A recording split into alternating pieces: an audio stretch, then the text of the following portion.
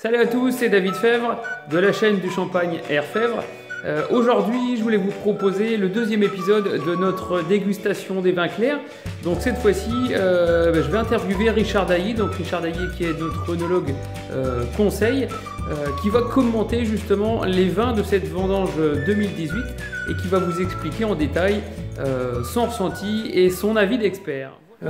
Richard, après les belles promesses de la vendange 2018 sur les raisins, sur l'aspect visuel, qu'est-ce que tu penses de nos assemblages en termes de vin? Qu'est-ce que ça donne? Moi, je trouve que la vallée de la Marne cette année s'en sort très bien parce que je pense qu'elle a été peut-être moins impactée par des phénomènes de surmaturité. Et du coup, on a des équilibres au niveau des vins obtenus derrière qui sont plus en relation avec les attentes. Et je trouve que finalement, le terroir s'exprime bien et qu'on n'a pas une empreinte trop marquée de cette surmaturité. Donc je trouve que sur les meuniers, le croquant du fruit est toujours présent. On a des choses extrêmement agréables, très rondes, très gourmandes. Enfin, c'est particulièrement plaisant. Sur les chardonnays, qui sont probablement ceux qui ont été le plus impactés par la surmaturité, on a aussi une belle surprise parce que ils ont préservé leur fraîcheur et leur identité.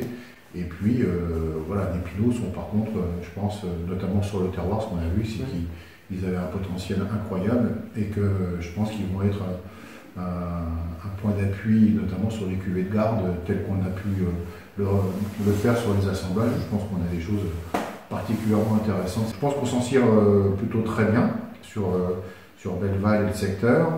Et justement, je rebondis sur la question de maturité. Nous, avant vendange, on s'était fixé d'avoir à peu près 10 degrés potentiels d'alcool.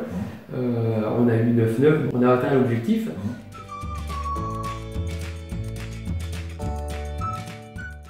Est-ce que tu penses que justement sur notre terroir, sur nos meuniers, c'est bien de rester comme ça ou ça serait bien d'aller plus haut en termes de maturité? Donc celui de 2018 qui était quand même très particulier pour cette surmaturité, je pense que oui, 10 degrés reste une cible intéressante. Je pense qu'on avait largement de quoi les tenir. On a, au bout du compte, dans ce contexte-là, des vins qui ont préservé leurs fruits. Effectivement, donc nous, on est parti plus sur 10 parce qu'on sait qu'on a nos meuniers qui, plus on avance dans la maturité, plus ils vont être un petit peu lourds.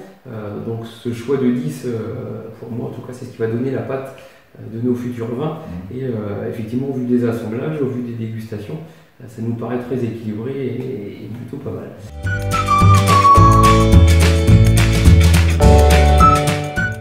Une autre question justement quant à notre façon de travailler. On a fait le choix d'être très identitaire. Qu'est-ce que tu penses de cette façon de travailler? Est-ce que tu penses que ça va apporter beaucoup de choses? Est-ce que tu penses que ça nous handicape, notamment pour choisir les assemblages?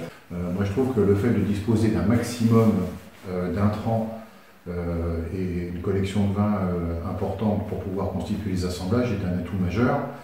Et on peut justement le considérer comme étant des outils qu'on a à notre disposition, qui sont les plus précis possibles. Donc dans cet état d'esprit-là, le fait de disposer des vins, d'avoir des petites cuves, le fait d'avoir la possibilité de faire des unités de pressurage de 2000 kg, tout ça contribue à justement révéler tout ce qui peut être de nature précise sur une pratique culturelle, sur un cépage, sur un lieu-dit, et du coup ça constitue pour moi un vrai plus par rapport à la philosophie de la maison et puis le projet Champagne Robert Fèvre de demain. Donc pour moi c'est un plus évident.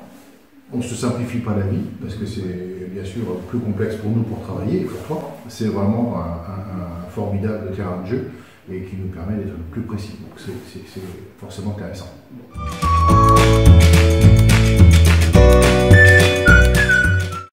Justement, dernière question, on vient de déguster notre premier exercice, la vendange 2017. Qu'est-ce que ça donne? Quand ça peut être prêt? Alors, je pense qu'on est sur le bon chemin. Je pense que pour l'instant, la direction des vins est tout à fait dans le sens de celle qu'on avait visés. C'est-à-dire que des chardonnays qui, pour l'instant, sont dans une phase de construction encore un petit peu sur une dimension fermentaire, ce qui est tout à fait normal après un an de tirage. Après un an de tirage. Donc on est dans une phase de construction, mais je trouve que l'orientation qu'ils prennent est tout à fait plaisant sur l'identité du chardonnay. On est absolument dans toutes les caractéristiques du chardonnay, avec voilà, la dimension fruit croquant et en même temps cette tension et cette pureté. Donc ça, c'est extrêmement plaisant. Sur la partie meunier, qui est vraiment l'ADN de la maison, je pense qu'on est également dans le cœur de cible, parce que ça fait des vins tout à fait qui correspondent à une accessibilité, à une gourmandise, à des vins qui sont tout à fait ronds déjà maintenant. Donc voilà, on est dans une très belle orientation. Et là aussi, je pense que début de 2020, on aura des vins qui auront une belle expression aromatique et puis une tension en bouche tout à fait satisfaisante. Ensuite, le rosé est dans la même direction, un peu plus avancé dans son parcours, ce qui était assez étonnant. Donc on sait que les rosés doivent être surveillés de façon plus intense, mais je pense que la promesse devra être tenue également.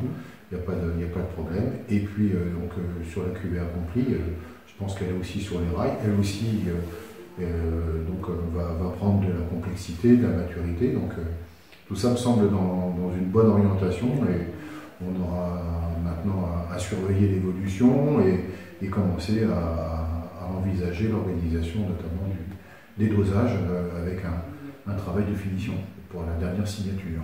D'accord. Bon, et ben merci Richard. En attendant, d'ici 2020, on va continuer de les redéguster. On va continuer de peaufiner un petit peu les réglages. Donc moi je vous donne rendez-vous pour nous suivre régulièrement, et justement on vous donnera des nouvelles de ces futures ventes de bouteilles. Voilà, à bientôt, merci.